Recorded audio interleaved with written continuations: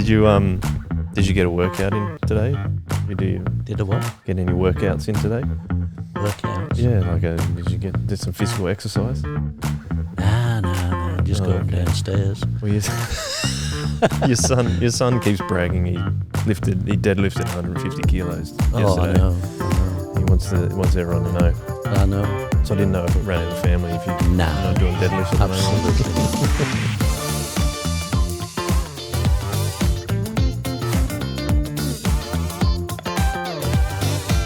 Welcome back, everyone, to the Third Space Studio and back to the Chip Lunch podcast. And I'm excited to have our second guest for 2022, Pete Crawshaw. Welcome. Thank you very much. How are you? I am very well, thank you. Excellent. How are you? Oh, I'm fantastic now that you're on there, and you've also on this podcast, and you've also asked me how I am. So, thank you very much. Well, that's what we used to do. Used to what? Go on podcasts? No. Ask people how they were. Yeah. Okay. But when I got to Australia, it changed a little bit. Did it? Because people would say, "How are you?" and you'd start to answer them, and they'd just carry on walking. And it was see just you later. a greeting. You know? That's right. It is like that in Australia, isn't it? Now, I was just reflecting before we get into the main questions that we always like to ask at the start of every episode. Is that last week I was talking to Jabish, and he was saying that there is quite a bit of rain going on the roof of Sorroval Church at the moment, guys. Just if you're wondering what that noise is. But I was saying to Jabish that I thought he was the first. Him and his wife had been on the podcast, and I got that wrong because it was actually Michael and Ange were first. But then your wife Bev has also been on Chip Lunch, so you're the third. You're the third couple to come on. So congratulations for that. And of course, before we also ask the question, we should also bring out Nikki's picture, which we can see. Do you want to run your eye over that, and do you have any thoughts on that, Pete? Before we looks as though she's more talented than I am. And my wife paints too, so does she? I'll get her to do one for you. Oh, that would be great. But, we'll put that up in the Third Space Studio as well. It'd be fantastic. Yeah, but that looks good. Although it reminds me of COVID, like you know, with all those dots. It's exactly what it was described by one of Nikki's friends as COVID with leaves. Is that right? Yep, COVID with leaves. So that's what it looks like. Anyway, that's always in the studio, but we'll just put it down there for the time being. Didn't toss it, Nick. No, not at all. It's in fine working order. I'm sure it will be auctioned at Sotheby's at some point. Right. For a large price. Fair enough. Yeah, not really, but anyway. Nikki described her paint sip as the karaoke of the painting world. So as people drink more, they think they get better and better. Which is that right? Yeah, which I don't know if that's true. Anyway, let's get into the episode, Pete. Right. The first question we always ask is, how do you like to have your chips?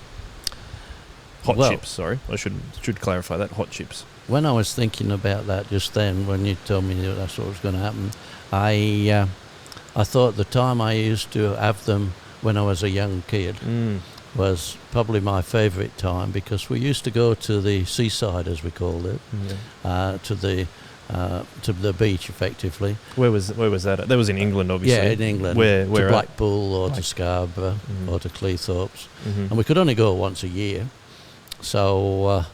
We'd go down, and then we used to buy our fish and chips, and they used to serve it in newspaper. In the newspaper? Mm-hmm. And we used to walk down the promenade, and it was lovely. It was a beautiful time. Sounds nice. And at least we got chip-chop peas too then in those days, mushy peas. And, yes. So I used to love my mushy peas, so I still have periodically mushy peas. But I did like the idea when I got to Australia that they'd already invented pre-cooked chips. Oh, yeah. We hadn't, so over in England at that time, in Sheffield anyway. And so we used to wait 20 minutes up to half an hour for fish and chips. It depended how busy they were. I'd even used to watch them peeling the potatoes at some stage. Really? Know. But when I got here, we got it all done in 10 minutes, and that was wonderful. But then I found out later that, I changed again, because I took Ethan to McDonald's one day, and the girl said, "That'll be a 3-minute wait for the chips." And I went, "Oh, I couldn't even wait 3 minutes then." You know? Yeah. So we're very instantaneous now, but I still love my chips. Do you have what condiments do you like to have with them? And is there any particular way you like them cooked, or it's just like you'll Well, I take used them to like them in the lard and stuff, but in lard? well, it was in the fat and whatever that they had in the fish and chip shop. Now, of course, they don't have that same sort of thing. Cooked in oil. It's not good for. It's not good for you, you know. Yeah, supposedly. No, I usually have them fairly plain, or with HP sauce sometimes. Oh yeah. Now, do you know what is HB sauce? Houses of Parliament. If that's what it's called, I didn't know that was why it was called. There's HB a picture sauce. of Big Ben on the thing. So was it invented for the Houses of Parliament? No. It's just a hot sauce, a dark sauce. It's not got any tomato in it, as far as I know. How's it different to barbecue sauce? Well, it's darker than that. Oh, okay. I'll give you a bottle. And you can try it. Yeah, okay. Thanks. They probably won't like it. One more question about the chips, though. What type of salt do you like? I just go for plain salt if I have any salt. That's what I like to hear. But there's a that's bit of not even. These days, the doctors tell me all sorts of things are not right for me. So right. they tell me I get too much salt and stuff, and they tell me I get too much of this and that and t'other. Yeah. So does that make you feel like assaulting them? Not really. No. No, they've got my best interest at heart. But okay, there's a bit of a battle on the Chip Lunch podcast between myself and Ethan and Braden when they're on, and it's because they like chicken salt. They like chicken salt, yeah. And I'm a plain salt guy. I never have chicken salt. Yeah, I like plain salt and tomato sauce. That's what I like. So I really confuse the guys when they serve you because they say, "Which salt do you want?" And I said, "No salt, thanks." And that is interesting. They don't have many. They don't have many. Does that mean you put salt on every individual chip as you take it out of the packet? You put the salt on? No, these days I don't put salt on, period. Yeah, okay. Fair enough. Sorry about that. Doctor's orders. Well, when you get to 77, it's a bit harder to talk about survival. You're looking good for 77. You're a very active man for 77, I must say. Oh, thank you. Yeah. And I appreciate that. Like my gardening and all that sort of stuff. Yeah, awesome. Well, that's important. You've got to keep moving as you get older, I think. Not when it's raining, though. No, you don't put a big hat on and just go out there. No. You don't want to do that. No. It would be quite unpleasant to garden. I mean, I'm not a big gardener. My wife is very much into gardening, but I think it would be quite unpleasant to garden in the rain. It's missing the point of gardening. Well, it's all your clothes get drenched. You know. And it's doing the watering for you, so you may as well wait until it's finished. That's right, exactly. All right, next question that we always like to ask. How did you become a Christian? Well, we often say that we were Stuart's first converts. Stuart, who's the senior pastor of Soul Revival Church. That's right. He's your son. Yeah.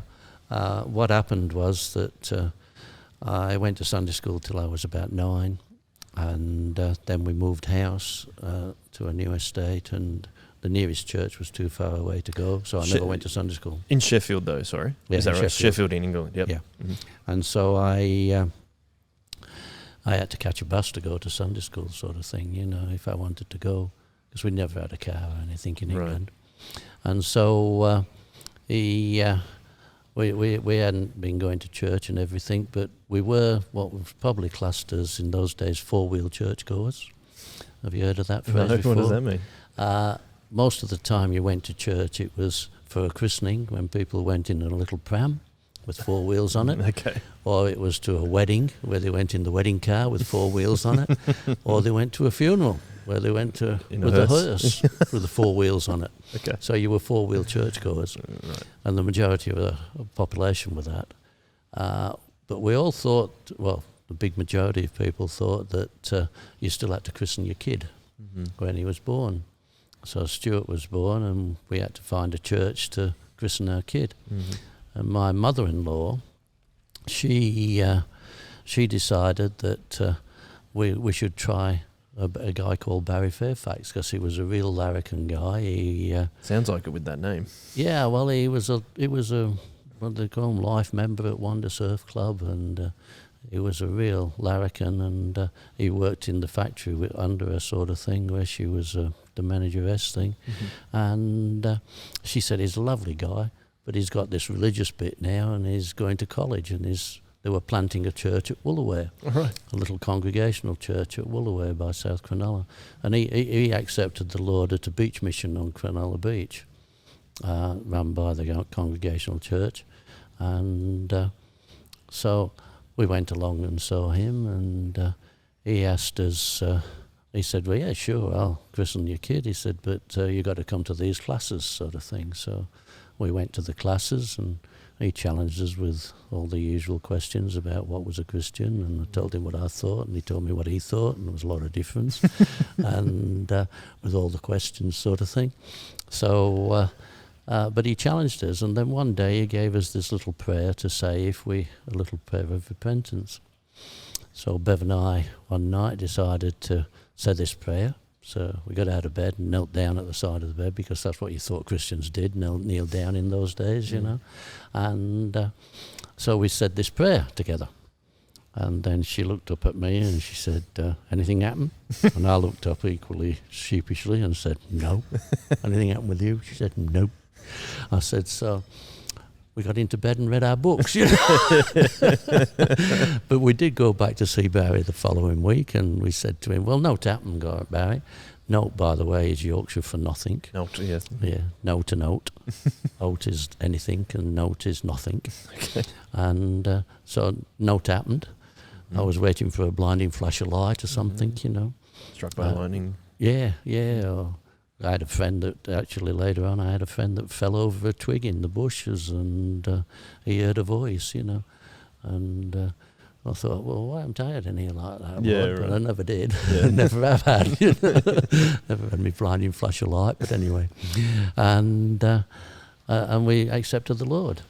And we just thought that's what we have to do now, you know. And Barry said, well, you've got to learn more. And we said, right, so what do we do? And he says, well, why don't you teach Sunday school? Because it was only a small little church. And I said, I don't know anything yet. To I teach. said, how can we teach? He said, what a great way to learn. He said, He said, learn it in the week before and teach it on the weekend. Right. I said, right. So that started us off with 39 years of teaching Sunday school, sort of thing. You know? So that's how we became Christians. And Wow. then he christened Stuart. So that's why we say we were his first converts. That's a cool thing to say. Mm. So, can you paint a picture for me where you grew up in Sheffield? What was it like there? Well, the first place I was at was in a place called Attercliffe. That's without an H. Then Okay. we moved to Ackenthorpe, and that's with an H. Okay, I can't pronounce my H's. Oh, really? No, well, I tried. Yeah. When I became a JP, I had to swear allegiance to Her Majesty, Her Heirs and Her Graces, and there was all these H's in it, and I couldn't say them all. And I'm in front of about 200 people in a court, and the magistrate, I went quiet when I got to the Grace and all that sort of stuff, and he said, we didn't hear you, Mr. Crawshaw, and he thought I was, because it was at a time when they just started talking about we shouldn't have to swear to the Queen and all this sort of jazz, you know. Okay. And So they thought you were one of those. and they thought I was one of those, and because I went quiet, so he made me do it again and do it louder. But my wife had already spent 3 hours on the floor laughing her head off while I stood in front of a mirror trying to work out how to say an H in the right place. Anyway, coming back to your question, I was brought up in Attercliffe, which was probably the worst area of Sheffield, and Sheffield was not a particularly bright spot anyway. Is it a very working class town? Very much, very much. I mean, I don't know whether you've ever seen the movie Full Monty, but that was based on Sheffield, where they'd all lost their jobs. All the mines had closed, the steelworks. Was that around in the 80s that happened? Yeah. 10,000 people had lost their job in 1 week in the steelworks, sort of thing, you know. And I remember as a young kid sitting there, probably, you know, about 7 or 8, and I was sitting there wondering if I would follow my dad into the steelworks or follow my grandfather into the mines, because that's the only two options I saw at that time. And I decided on the mines because my grandfather was better off than we were. We only had two rooms upstairs and 2 rooms downstairs and a cellar as our house in a little terrace. Shared a backyard with 7 or 8 other houses. And they had their own little front and backyard. The front yard was not much bigger than this table, but the backyard was a little bit bigger, and it had a air raid shelter in it from the war. Really? And so we used to try and play in there when they weren't looking. But he had a bay window, and he had 3 rooms upstairs and 3 rooms downstairs. Oh. So that was a real big house to me at Yeah. that time. But then when I was 9, let me say, when we left England, 80% of the population of Sheffield lived in council houses. We got to Sydney, and 10% of the people lived in corporation homes, the equivalent, Yep. renting. So 80% of the population was... That's would be the English version of a housing commission? Yeah, that's it, yeah. Yep. Well, it was the council was the one that you rented them from. Yep. They don't have as many governments over there as we have out here. I couldn't believe we had 2 different governments in each state, plus 2 in the federal. I mean, we had far too many politicians, sort of thing, you know, per head of population. I mean, there was only 10 million people in Australia when we got here, and we made it 10 million and 2. But yeah, it was. We went on to a new estate. Sheffield was building all these new estates, and we got our own little garden and a 3-bedroom home. My mother used to love to brag about the fact that she had a farmer's field at the bottom of our yard, and she'd never told anybody that you could see the slag heap from the mine at the other side of the farmer's field. It was very, very working class sort of area and so forth.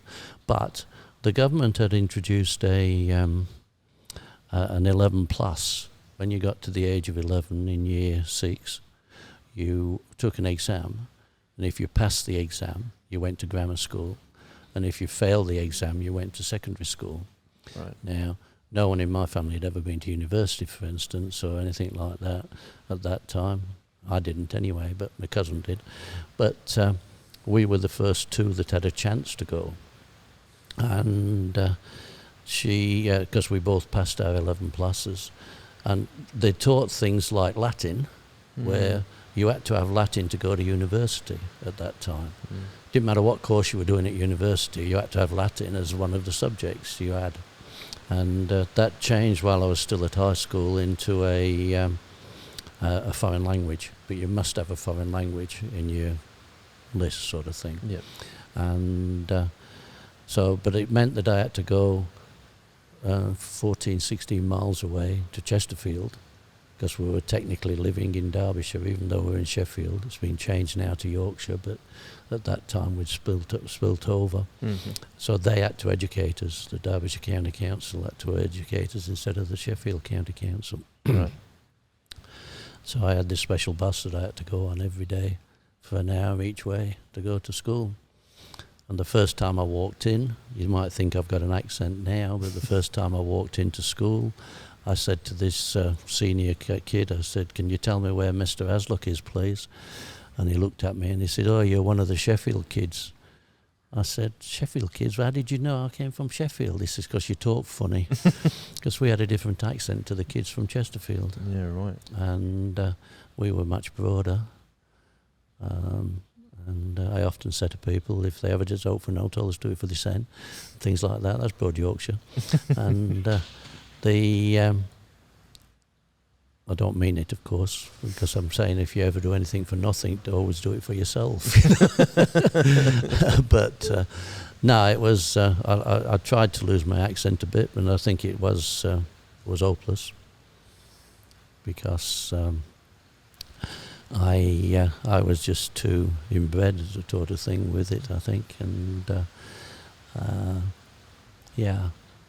because even when I tried out in year 12, equivalent to year 12, it was year 6 for us, but it was form 6 in the juniors. Yeah, sixth form, and But with year 12, we put a play on in Darmstadt in Germany, because the town of Chesterfield had a sister town called Darmstadt. After the war, all these towns, just like they did out here with the Japanese towns, a lot of towns out in Australia had a sister town in Japan. And so we put this thing on. But I auditioned for it and failed miserably. Oh, I didn't get the part. I didn't get the part. But they decided that I'd make a good stage manager. Oh. So I went over as stage manager. But then I forgot my passport. So I had to be smuggled out of England. Oh, no, we got out of England with permission. Smuggled into Belgium, smuggled out of there into Germany. And while I was over there, my mum and dad were asked to post me my passport. Yeah. And it took them 3 days to decide whether or not to send it to get me back, you know. Not really. But, yeah, so I can honestly say I hid behind the headmaster one time and hid behind about 5 of my friends and whatever, and with the guard that got on in Germany with a gun over his shoulder and everything. Wow. It's quite exciting. Then when we got back to a spy story. Yeah, and when we got back to England, I'm stood in the line and we're all in uniform and I'm stood in my line. I put my passport down and the guy said, "Where you been?" Yeah, where'd you come from? With them. He said, "But you've got no stamps in your passport." I said, "Oh, I've been done, haven't I?" That's what it sounds like. 'Cause that would have been Cold War times, right? When you're going to Germany? Yeah. Well, Germany was still an ally then, of course, you know. But, Western Germany, right? Yeah. What year is that around that time? That was 63. Okay, 1963. So, but Darmstadt, I'm guessing, is in West Germany? Yeah. But it was a situation where, I mean, you know, it was just the same as everywhere else people got on. I mean, my cousin married a German prisoner of war. Wow. Because after the war, the people going back to East Germany didn't want to go. They would just want to go back to West Germany. And Stalin argued with Churchill and Eisenhower and so forth, and he won. And they had to send them back, and he had to send the Poles back, but it took them 2 years to work all that out. And I think they shot most of the Poles when they went back, and it was terrible, Stalin. But anyway, so Gunter was a prisoner of war for 2 years after the war had finished. Oh, okay. And he was working on a building site, and he used to go down to the local shop to buy his cigarettes and drinks for and whatever, you know, and my cousin was serving behind the counter. And he started to date her. Yeah, right. So she was dating a prisoner of war. And my uncle tried to sponsor him but wasn't allowed. He had to go back. And 3 weeks later he escaped and came back to England because it was easier then. There wasn't a wall there at the time, you know. And he got back, and my uncle went down to London and sponsored him, and he came up and married my cousin. Wow. So there was a lot of interchange and everything, you know, but it sounds like you look back on that time rather fondly, though. Oh yeah. I don't know. You know, as a child, I was an only child, so I had the usual syndromes. I had an oldest child syndrome and the youngest child syndrome and the middle child syndrome.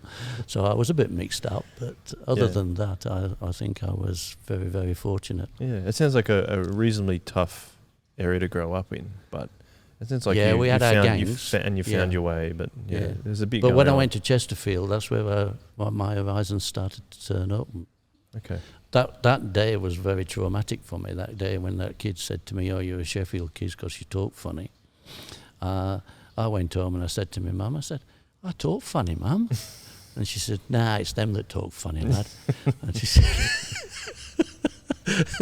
but it was the first time I realised I didn't talk like the guy on the BBC, you know, because everybody talked like me. And did that play into, you talked to the story about telling the H's, like not being able to say H's, That's right. Is that part of it? Yeah, most of Sheffield at that time didn't say H's. It's Yorkshire accent. Yeah, and you can't even help it. You just grew up around it. Yeah.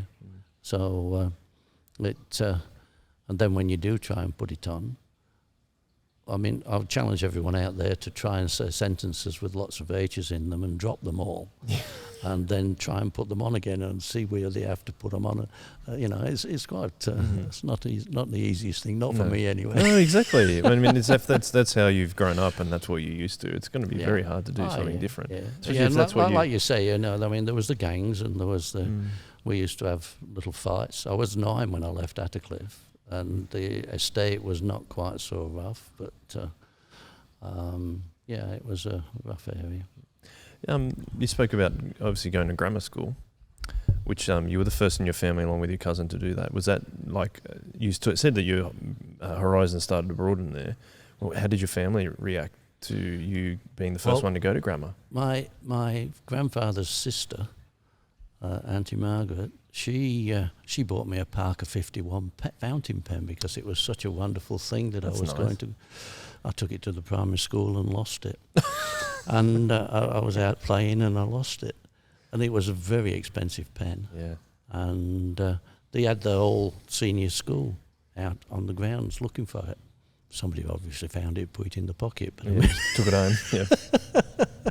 I never got that again. Mm-hmm. But she was the sister of my uncle, who was a SP bookkeeper, breaking the laws. Oh. And he taught me how not to win. He used to give me half a crown every time I went. And So what's a crown?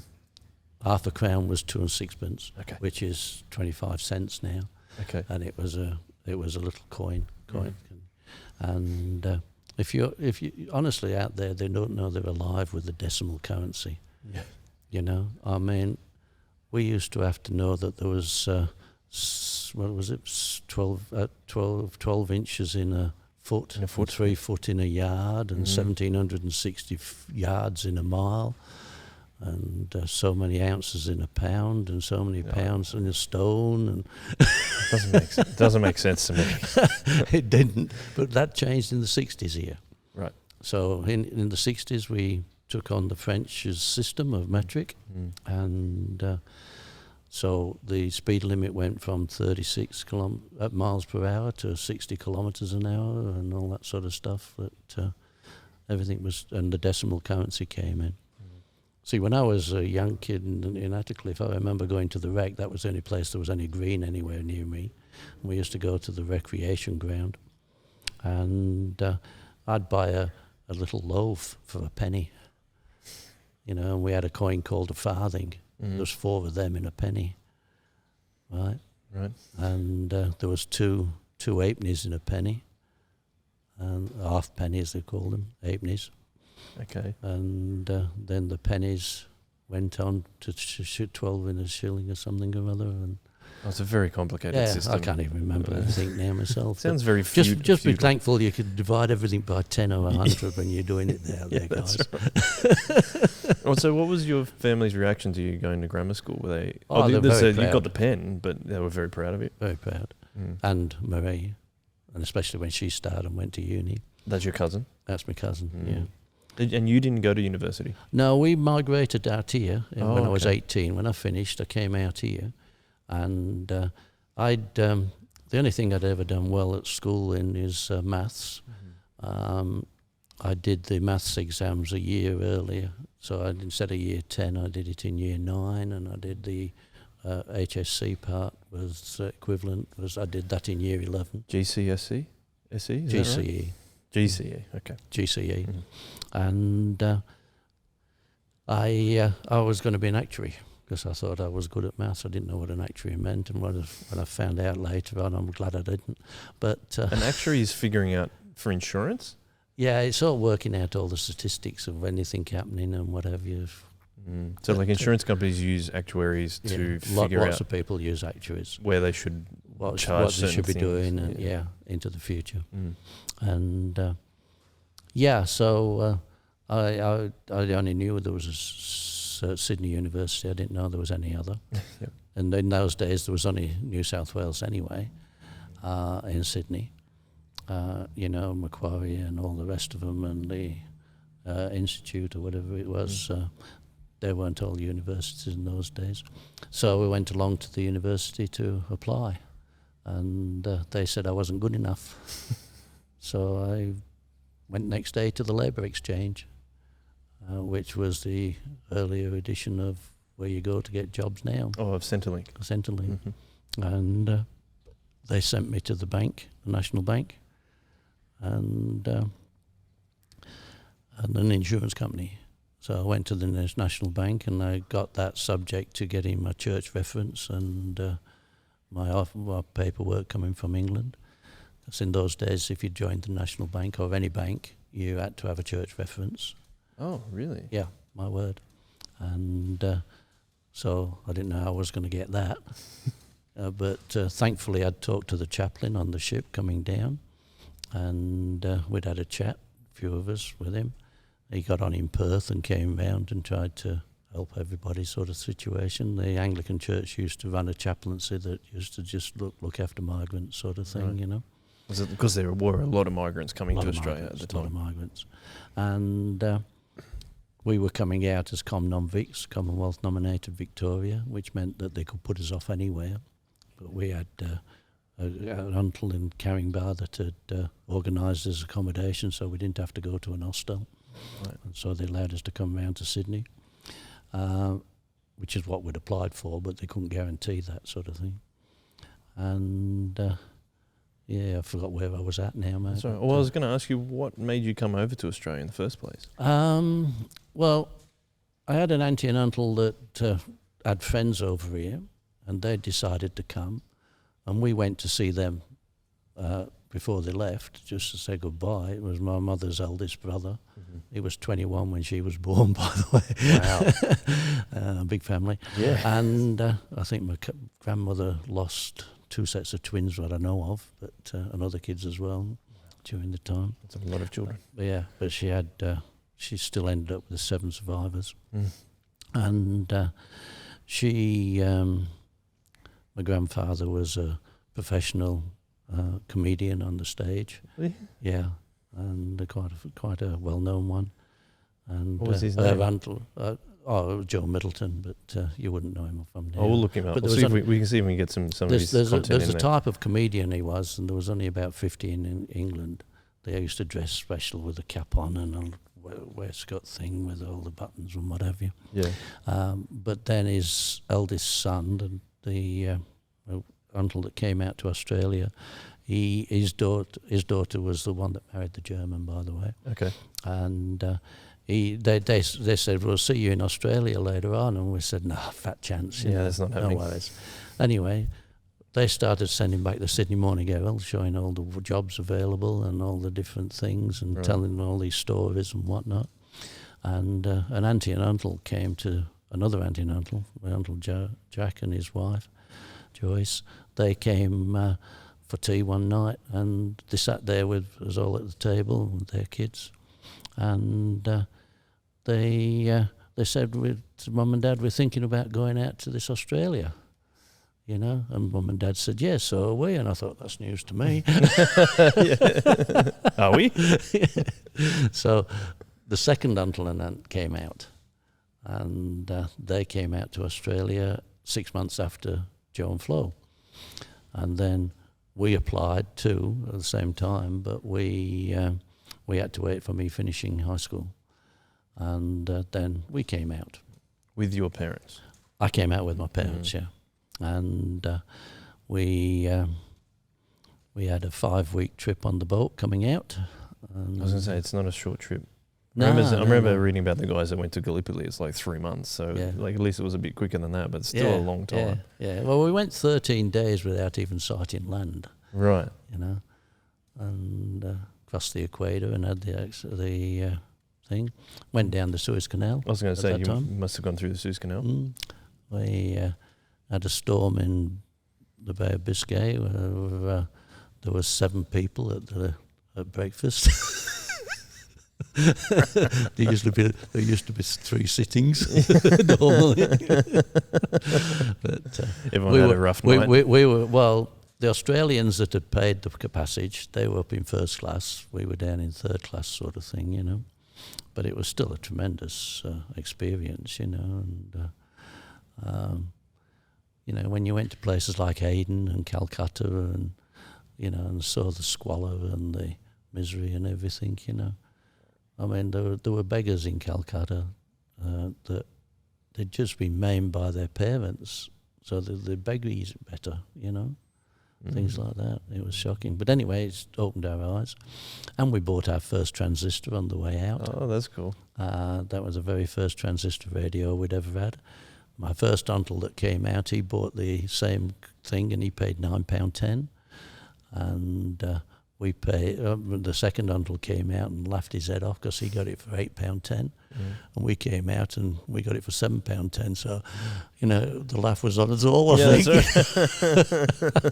He just had to negotiate with all these people all the time. I was going to say, you guys are better negotiators. No, we knew where we were starting from. Oh, yeah. Well, yeah, I had someone got it for £8.10. Yeah. But you see, when we arrived, there was less than 1% unemployment. If it walked and it talked, several times during my time with the bank, if it walked and it talked, you took it on. You're hired. Yeah, it didn't have to walk forwards and it didn't have to talk English, you know. It was just, everybody needed workers. And the fantastic thing was that everybody seemed to own their own houses and stuff, or were buying them, you know. As I just said about the statistics there before.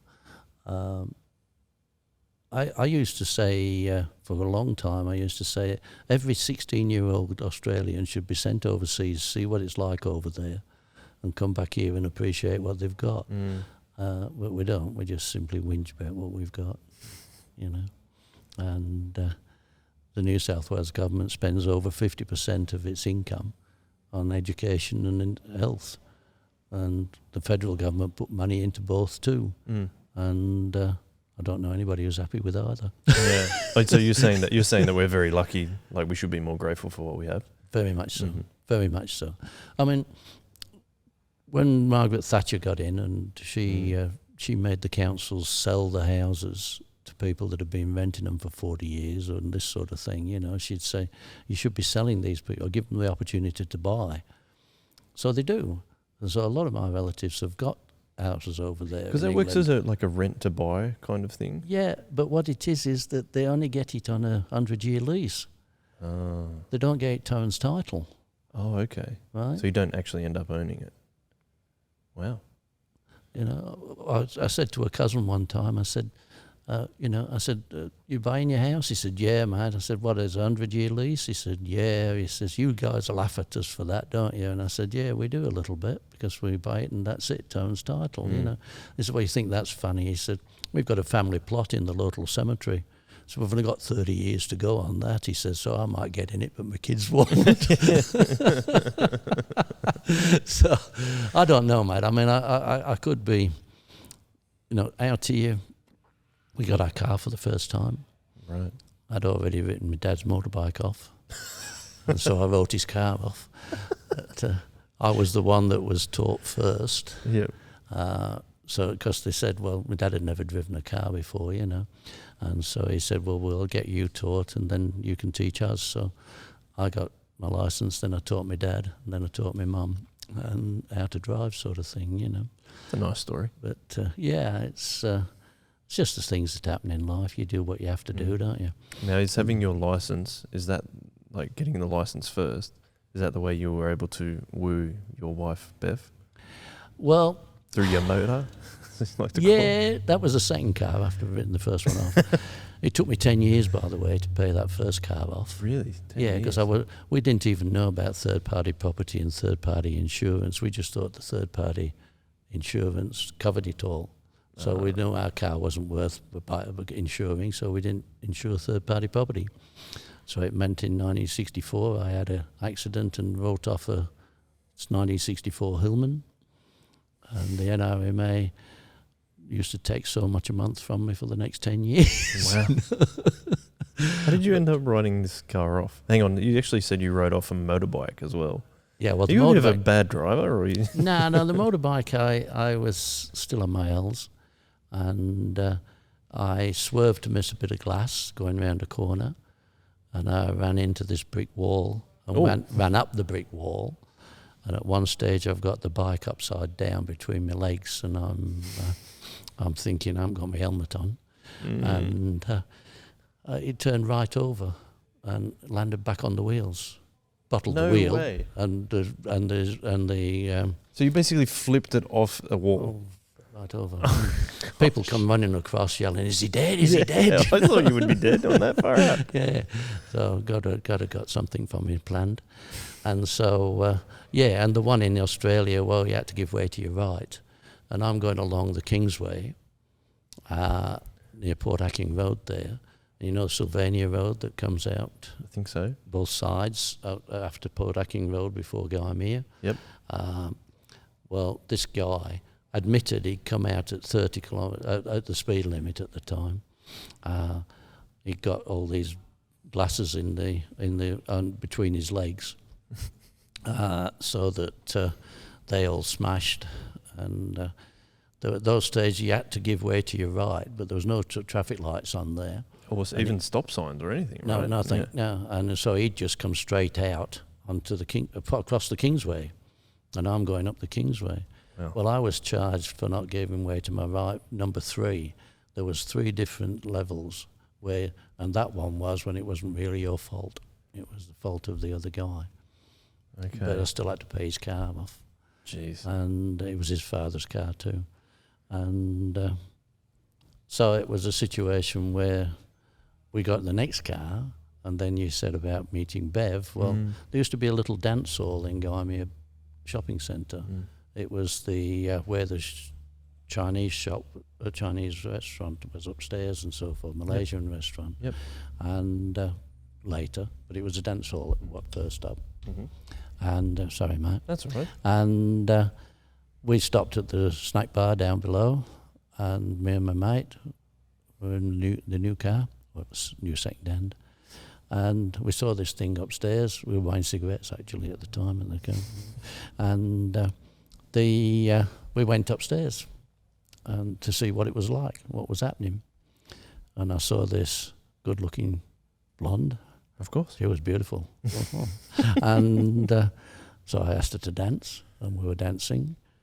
And then after the second or third dance, this guy came over and he said to me, he said, "She's with me, so not with you." And I said, "I got more mates here than you have, mate. You better back off." And so he did. I'd only got one mate left there. I didn't know how many he'd got. He's probably like it was 10. a bluff. And I started dating Bev. Because that's how couples 13 would months meet, later, right? we were married. Wow.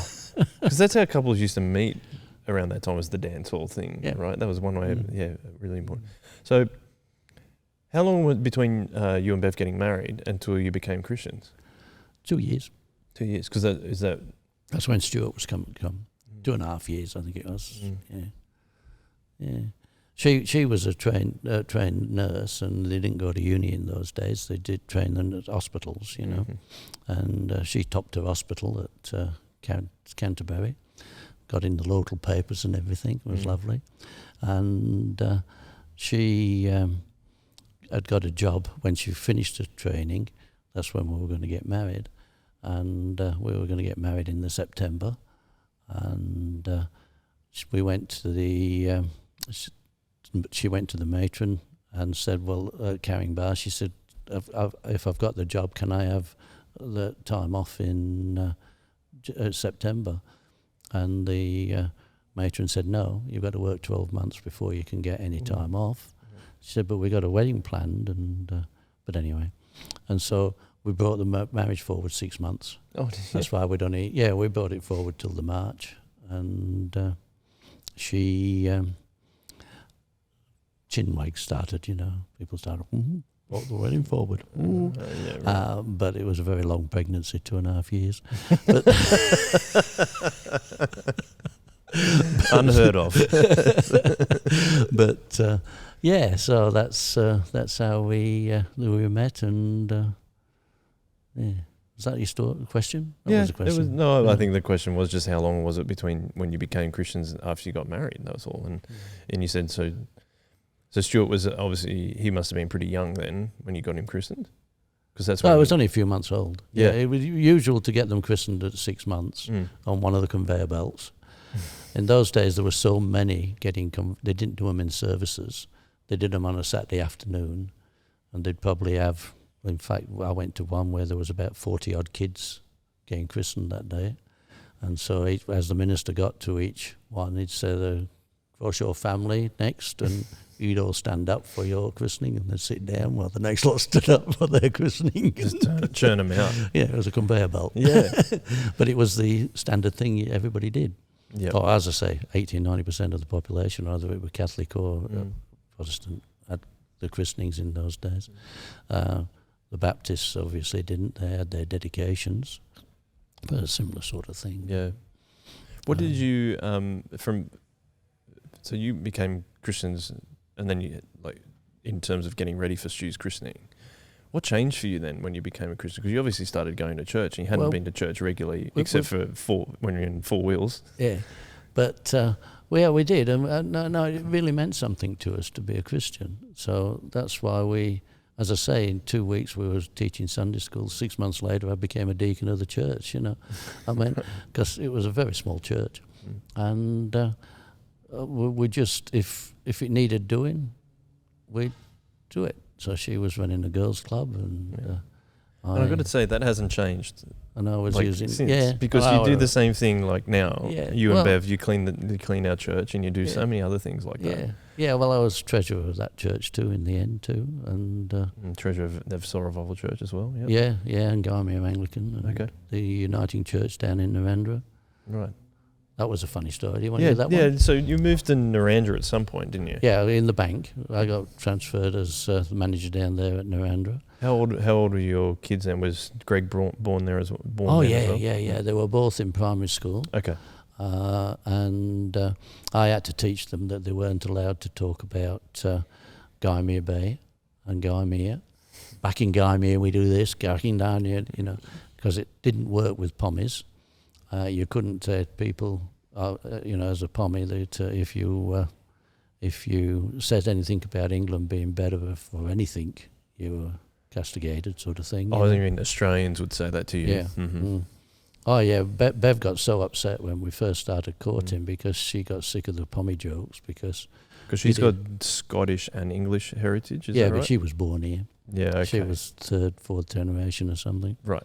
But she has got Scottish generation. She's supposed to be descended from John Knox, the starter of the Presbyterian Church. Oh, really? Right. You've interviewed him. Do you get these stories? No, I wasn't on that. I wasn't on that one. That's why.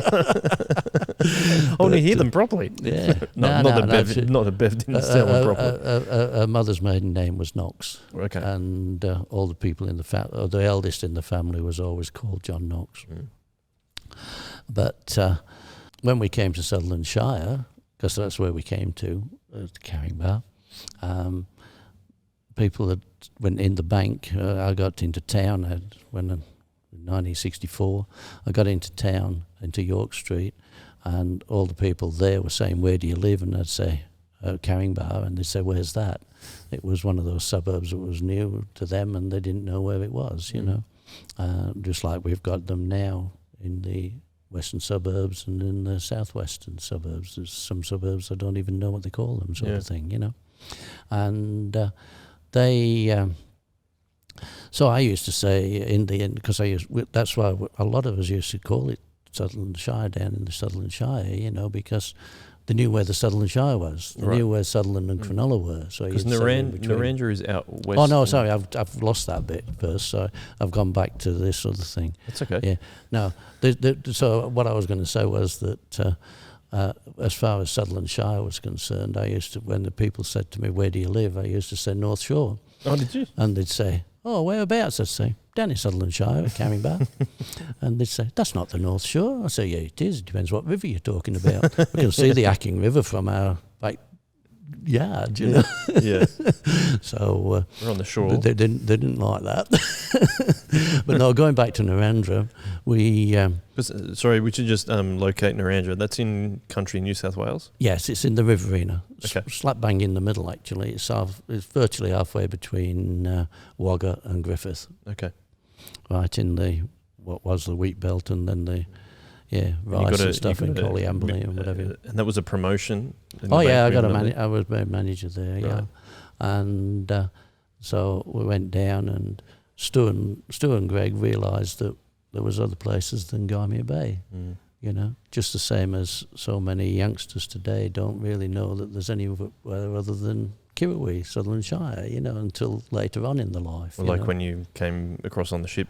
Well, when I went my first one was going to Chesterfield. Oh, right. And I found out that they didn't talk the same as I did, you know. It widens the horizons, and we told them that they weren't allowed to talk about back here for the first 6 months anyway, until they got friends, sort of thing, you know, because of what I'd gone through as a pomp, what have you. And but they really learnt a lot down there, going out on the farms and riding the tractors and stuff and racing the motorbikes and whatever. But anyway, I don't know exactly what they got up with sometimes. What about being a Christian moving over there? Because you become a Christian. Well, we Shire. decided we needed a church. Well, we'd already started going to Gymea Anglican. I was already teaching Sunday school there, and I went to Jack Derrett and I said, Jack, we're leaving. I'm sorry, but I'm only going for 2 years, and we'll be back. And I said, but we're going down to Narandra. And he said, you had a lot of trouble adjusting to the bobbing up and down here, Pete. He says, you got fat chance down there. Because it was our church. And we went round looking at the church. We got there on the Friday. On the Saturday, we drove around the churches, and the Anglican church at the time didn't have a Sunday school. It had a crucifix outside, and the main thing was it didn't have a Sunday school. I wasn't going to go somewhere where the kids couldn't go to Sunday school, sort of thing, or Bev and I wouldn't go. So we ended up going back to the Uniting Church because we'd had a look at that, and they got 2 different services, one for the Presbyterians and one for the Uniting Church, and so they'd obviously got problems, we said. And the Methodist Church only opened twice a month. Couldn't find the Baptist Church. It was in a house somewhere. And so we went to the Uniting Church on the Sunday morning. And we're sitting in a row, the 4 of us, and this lady turned around at the end of the service and said to Bev, oh, hi, are you new in town or are you just passing through? And Bev said, oh, no, my husband's he's the new manager at the National Bank. And she didn't say anything else to us. She stood up, turned round and said, hey, everybody, our prayers are answered. We've got our new treasurer. Is that the case? You took it? I took it. And then on the Monday, the local newsagent, there was only one in town, the local newsagent came in and he introduced himself, and during the conversation he said, I said, you'll have seen that there's the Lions Club in town. And I said, oh yeah. I said, no, I haven't seen that yet. I haven't even gone through the lists yet, you know. And he said, oh yeah. He said, well, the meeting's on Wednesday night and the manager is usually the treasurer. He said, so we'll expect you at so-and-so time. And so I'd been there less than a week and I was treasurer of 2 organisations.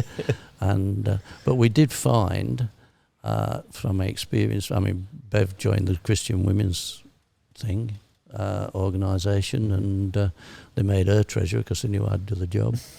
And we found that the country people were very, very good at using temporaries, and it was a great way to get into the community.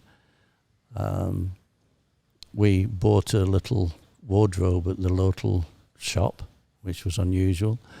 People didn't buy it locally. They went to Griffith or Wagga, you know, get them cheaper. And we bought the wardrobe because we'd had built-ins at Gymea. And the guy that delivered it, he stood there and he said to Bev, what do you think about, after he'd already laughed at her for putting Patterson's Curse on the dining room table, you know. It was a lovely purple flower, I don't know whether you know it. No. And it looked lovely, and so she picked some and put it on the table. It's a curse down there. Oh, is it? All the farmers and everything. It's called Patterson's Curse. Wow. But that went right around town too. But everything goes around town. In the country town. Yeah. So he said to Bev, what do you think of Narandra? And she said, very, very, she said, oh, it's a lovely little town. I think we're going to enjoy it. It's pretty. And she said a few different things. And He said, "Oh, that's right." He said, "I've just done the same thing for the Bank of New South Wales manager and his wife up there." She said, and I asked her, and she said, "Oh, it's a bit dirty and it's a bit small." And she rubbed her nose up. He says, "So I told her, get on your push bike and get out of town. Pack your bags and get out of town." Well, that went round too. See? So if you're going to go into country, do things to meet them halfway. Yeah. You know, because they're not going to come to you otherwise. And that was our experience, you know. So we had a good time down there. I mean, when I went down there, they knew I was coming from the city. So they knew I had to start from fairly basic stuff, you know. When I opened my mouth and they heard the accent, they knew they had to start from scratch. Yeah, right. You know, I mean, I put my foot on this piece of machinery at the first farm I went to, and I said, "And where's this scarifier you just bought then, Matt?" And he says, "You got your bleeding foot on it." Right. So I had a few of those sort of stories, you know. So that's part of your work at the bank, and that was the question I was going to ask you. So you've worked as part of National Australia Bank pretty much all your life, is that correct? No, I did 25 years there. Okay. I started in the bank, and then I got up into regional management, and can't do that anymore. You can't start from the bottom and just work right up. But we used to have a CEO that he started as a junior. He did small studies as well, but he started as a junior and ended up as the CEO of the National Bank, you know. And he said, "I'm the last," because we started taking trainees in from the universities and so forth, you know. And then we got the opportunity to buy a Christian bookshop at Bankstown. We used to frequent the place, because I was in regional management at the national at Bankstown. We controlled all the branches down to Bowral and out to Cabramatta. This is after you've come back from Narrandera? Oh yeah. Oh, I had a 3-year stint at Miranda. Okay. 2-year stint at Miranda, 3 years at Marrickville, 2 years at Hurstville before that, in between. And you move around, you keep going to bigger branches sort of thing, you know. And then we had 200 odd staff from the regional office there. I controlled the lending for 24 managers and this sort of jazz, you know. And so that was the way it went. But they wanted me to go into state or up country again. And I was on this special program that they were saying that that's probably where I'll be going and so forth. I had an interview every 6 months with the New South Wales state manager, and I decided I didn't want to do that. I didn't want to take the kids out of school, and I did again. Keep moving. Yeah, there would have been year 12 and year 10 at this stage by the time I had to move, sort of thing, you know. I was manager at Miranda branch when it was outside, 20 odd staff on it and that sort of thing. Yep. But I decided not to do it, and then this guy taps me on the shoulder, old Cess, and he was the previous owner of the shop, and he said, "We're retiring, we're selling the shop." And I said, "Oh, I'll have to come and chat to you, Matt," because I was with friends at the time from the colleagues, you know, from the bank. So that afternoon I went back in and had a chat with him and decided to retire from the bank and buy a Christian bookshop in Bankstown. It's a bit of a change. Yeah. From banking to retail. Yeah. Did you? A lot different. Just before you get on the Christian bookshop, what's it like at the time that you were manager and in many different situations in the bank? What's it like being a Christian in that part of that time? I got a lot of apologies from people later on that when they swore in front of me, they'd say, "Oh, sorry, Pete." No, sorry about that. Yeah. We used to have a little thing, where the one-way sign came from. The one-way sign came from the Jesus people in America, and I used to wear a little badge. I got my fellowship group of about 100 kids at Woolaware. I built up a youth group there for about 100 kids or something. We only had 30 members. And we all used to I used to challenge them to wear this badge, so I used to do it. And I remember going to a function one time, and my boss at the time was dancing with my wife, and he said to Bev, he says, "I admire Peter, he stands up for his faith." I always made sure everybody knew I was a Christian.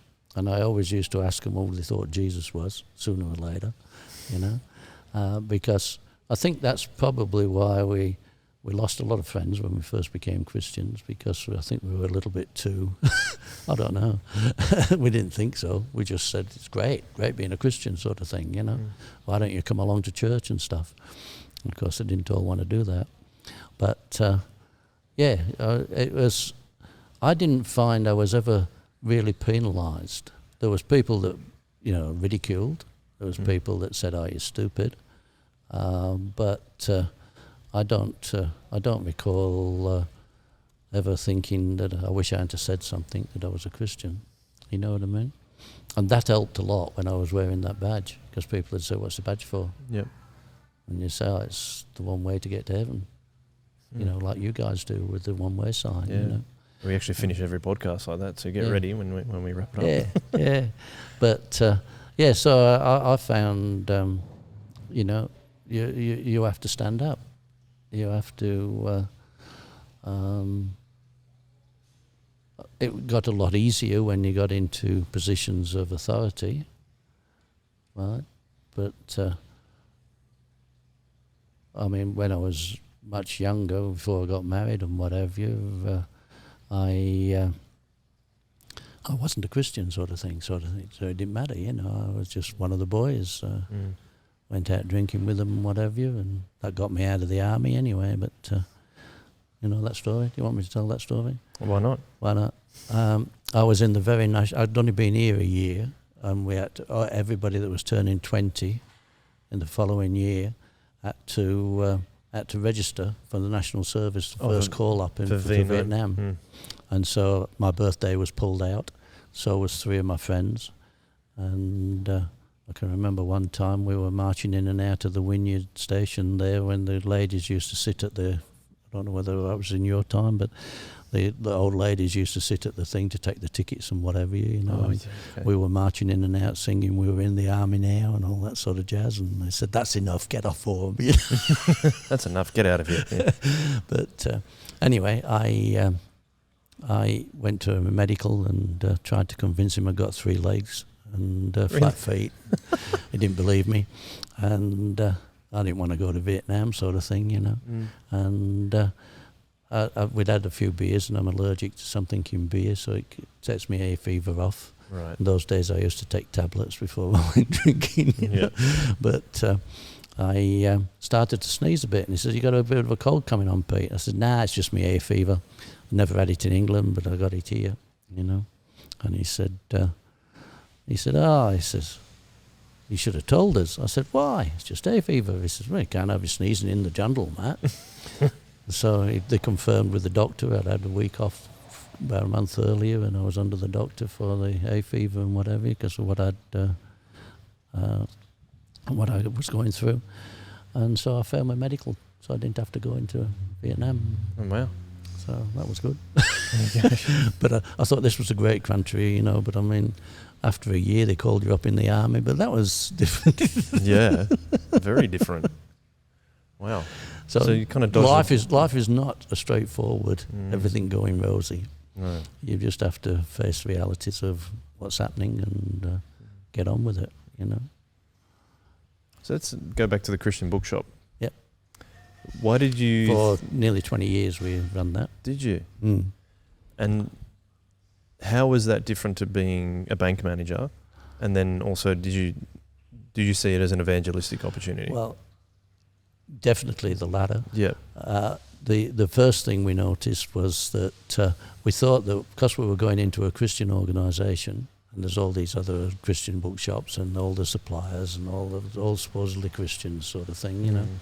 And we thought, oh, well, it's going to be so much different to working in a secular world.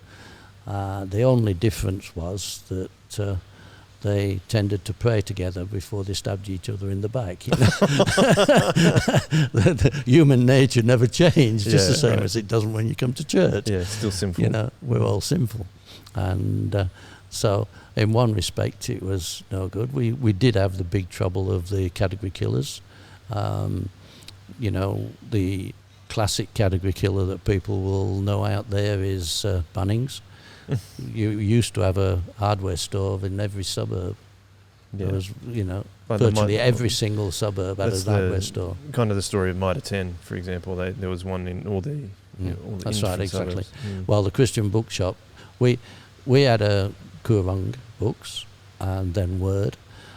Word was one of our suppliers, and then they went into opposition from us. Okay. They'd opened up in Sutherland there, but one of their branches, but they then closed because they couldn't even compete with Kurung.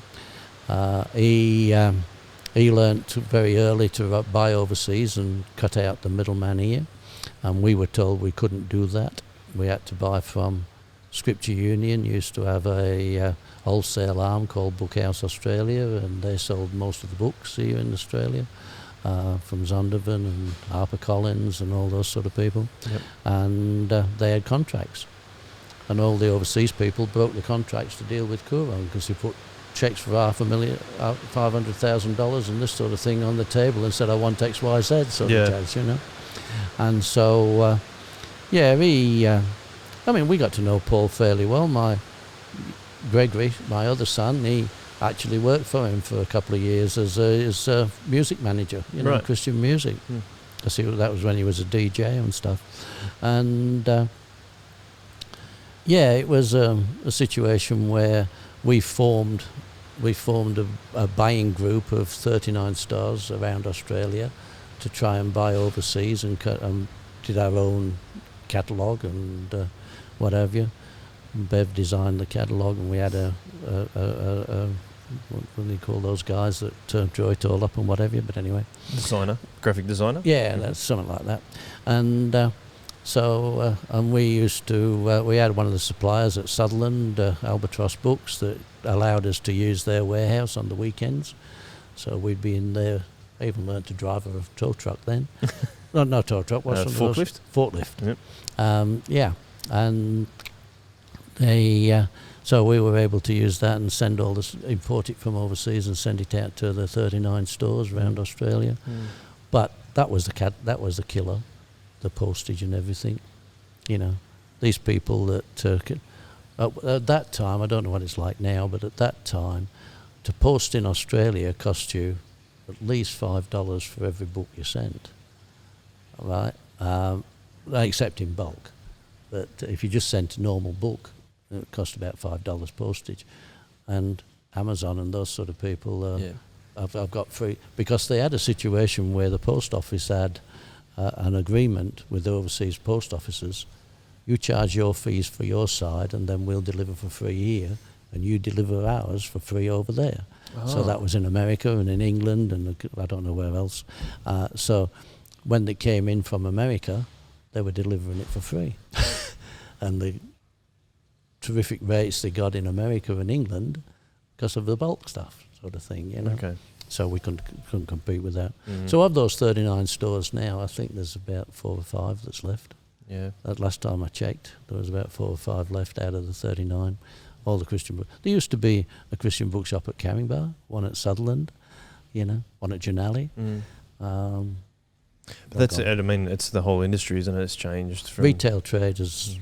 The Retail Traders Association in the year 2000, we went to a seminar and they said that most of the strip shops will be closed in 10 years' time. What they weren't allowing for was that most of the strip shops then got gyms and doctors and lawyers and all sorts of things. Yep. But the actual shops are virtually all gone. Yeah, just be like companies like Amazon and... Well, not only that, but I mean just Miranda Fair opening. Yep. That opened when, 66, I think it was. Before that, we had to go to Roselands. That was the first supermarket, one of those shopping centres. Because I remember my mother going and buying mum and dad going and buying a TV over at Roselands and being very proud of the price they got for it. Got it for. It's just like the transistor. The next step up. Yeah. But no, it's interesting the changes we've seen and the changes in Australia. Some for fantastic. I mean, we're doubling the knowledge of medical science every 5 years, aren't we, or something? And I mean, it's just unbelievable what's happening. But I'm not sure where we're headed to, except Christ coming back.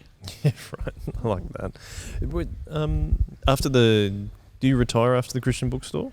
No, I was approached by the Anglican retirement villages. That's right. To manage the Woolaway Shores village. That was when I was 61. Mm. So and we were selling the shop anyway, virtually giving it away. But they employed me then till I was 70. Mm-hmm. So I worked as the manager at that village down there, and did a stint of 3 months at both villages, that one and Donald Robinson, and Is that a different perspective? Even in the Christian bookstore, or even working at the bank, you're not really having to deal with a lot of old people that are towards the end of their lives. Well, I think the Lord has been very good to me. I've told you this before, I think. I tell my stories.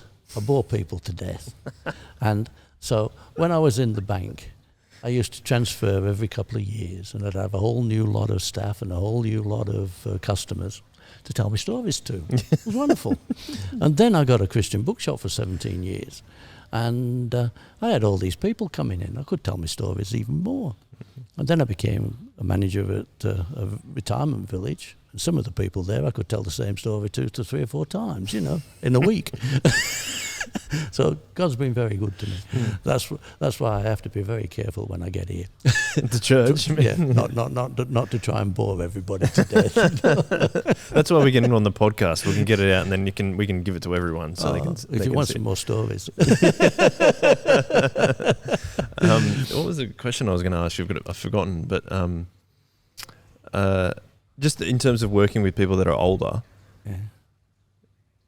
And being a Christian, is that a different perspective that you need to adopt there? Because you're telling old people more stories, but they're towards the end of their life. And well, I used to tell people they should cram for the finals in the retirement village. If we could chat. I don't go around actually preaching to everybody all the time, but my classic thing is to ask them who is Jesus, and and to just ask them where they're coming from, find out where they're coming from. They've all got ideas. Yeah. Were they more receptive? Some not. Just the same as anywhere else. Yeah, okay. I did deliberately try to make sure that, for instance, we had a chapel there with the cross on the wall, and they used to pull some dividers across, and it became a hall sort of thing and whatever. And then the residents said, why do we bother pulling the thing across, so we didn't. And then my sales team came to me one day and said, we'd like it to be put back because it puts people off walking through there, and it looks like a nice room, but then it's got a chapel there sort of thing that's, Okay. And I said, well, stiff cheddar, mate. I said, if they don't want to, this is a Christian organisation running this thing. I said, and as far as I'm concerned, we stand up who we are. You present who you are. Especially as Anglicare. Well, it's Anglicare now. It was a separate organisation in those days. I see. They merged Anglican retirement villages with the Anglicare, still owned by the diocese, and both of them, but they were separate organisations. Yeah, okay. But it's I don't think you differentiate really. I mean, you use your common sense. That's one of the problems with today's society. Common sense is not common, as I see it. You've got to try to be use a little bit more common sense sort of thing. And in that instance it works. In that instance it doesn't. For instance, there was a rep came in from Harper Collins, I think he was, and he was a fairly young fellow in late 20s, and he said, I don't really believe in all this. He says, because I'm an atheist. And I grabbed him on his shoulders, and I said, what? You can prove there's no God? And he, oh, wow, how did you do that? And he says, oh, well, I can't actually prove it to you. I said, oh, how do you know there's no God then? And he says, well, probably I don't. I said, well, maybe you're an agnostic then. Mm. And he said, oh, he says, yeah, what's an agnostic? And I said, it's somebody that don't really know. He said, yeah, I'm one of them. And he pointed out. And so I grabbed his finger. And I said, well, don't you think you owe it yourself to find out? I gave him more books than I bought that day. Yeah, I was going to say. And we had a long chat, and then he got transferred, and he rang me up and he said, I'm so sorry I'm not coming back, Pete, because he said, I really wanted more chats with you. He said, but I'm going to follow this up. So I just challenged where he was at. Yeah. And that's what I'm saying to anybody. Yep. You can't convince anybody to become a Christian. God does that. Yep. You just challenge where they're at. There's going to be helping it out a little bit. Yeah. Oh, you know, I don't have to go to church. Well, Jesus tells you that you should not forsake it because it's something that's important to get that fellowship and everything. You know, they've usually got the same sort of standard responses, but they've got an idea what they believe. So you find out what that is and then undermine that if you can. If you can't, well, leave it to God. Yeah, yeah. I think that's a good way to put it. Yeah. I can ask you one more question. Yeah, because we've got people coming for tea tonight. Oh, I'm have you? supposed to be helping Gosh, my wife. I'm sorry Yeah. about that. Sorry, Bev. Sorry, Bev. My final question is looking over the broad spectrum of your life, which is like we've only really scratched the surface, and we've been going for a while, which is an exciting longer thing. than I thought. Yeah, sorry about that. Well, it's fine by me. Oh, I'm sorry, Bev. I'm prattling. Looking over your time of your life, when would there be a time you'd like to go back and tell yourself, maybe do this differently? I mean, I suppose before you were a Christian, you probably want to go back and say, become a Christian. But what about when you're a Christian? Is there a time that you'd like to go back and say, actually, you were missing this at the time? Oh, look, I can't say I've done everything right all the way through. There's lots of situations where I can go back and say, oh, I wish I'd have done this, or I wish I'd have done that, or, you know, because you can't get it all right, you know. But I can't go back because however much I wish I could go back, I can't. And there are people I wish I'd have tried to convince them, sort of situation, you know, a little bit harder maybe. Yeah. But you can't go back. You see, we only get today once. We don't get a repeat of it later on. We get it today. What are you going to do with it today? If you don't enjoy it today, if you don't do what you can, learn from that and try tomorrow to be a little bit better. You know what I mean? Yep. You can only do it once.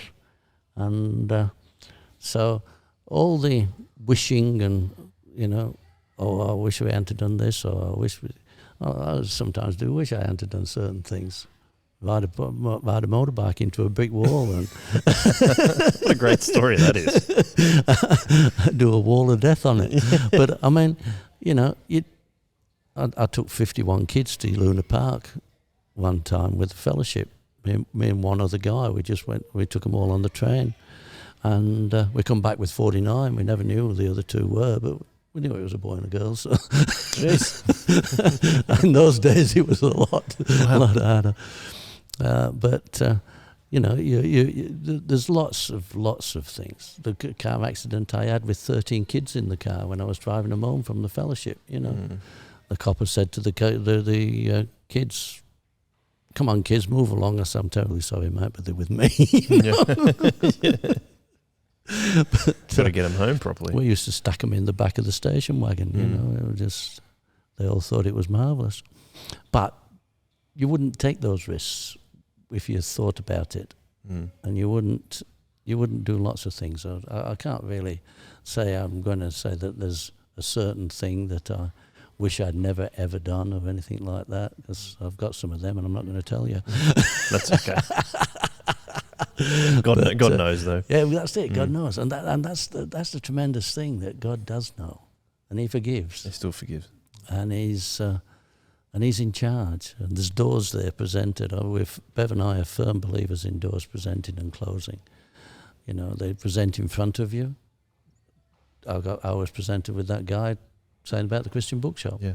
we prayed about that and everything else, and we moved forward as the door opened, sort of jazz, you know. And let God do it. And we, after 25 years in the National Bank, I just shifted, you know.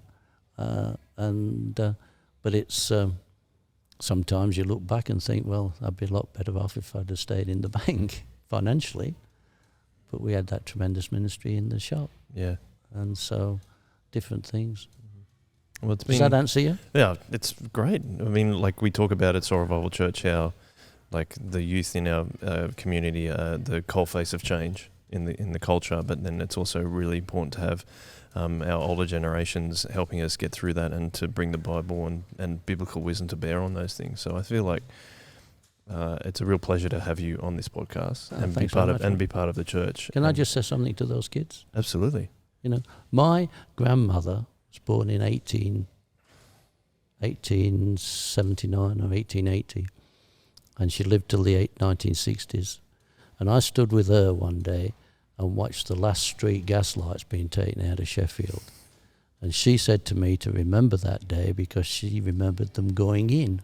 She remembered a time when there wasn't even any street lights in that area, you know. And she saw the man land on the moon. Now, she was lovely to talk to, and she had all these different stories and everything else. So I'm asking those young people out there today to talk to their grandparents, not only about their grandparents' childhood, but their great-grandparents' childhood that they know about. You know, Bev's traced my family back to 1804 now, I think it is, and she's back in the 1700s with hers. But it doesn't take many generations for things to change. It's getting faster and don't faster. Don't think that it's always been like it is today. It's not always been what it is today. And it may not be the same tomorrow, but God will get you through it all. Yeah, totally. You know what I mean? Mm-hmm. So is that all right? That's fantastic. I think we just got the clip from the episode there. It was great. Well, thanks for inviting me, mate. No, thank you very much, and thank you for your encouragement, you as a person, and also about God. And we love you very much, and thank you for being part of our lives. Thanks for that. Yeah. Thanks for allowing me to be. No worries. And as I say, we to finish up, we always wrap up the chips and finish with a one way. So one way. One way.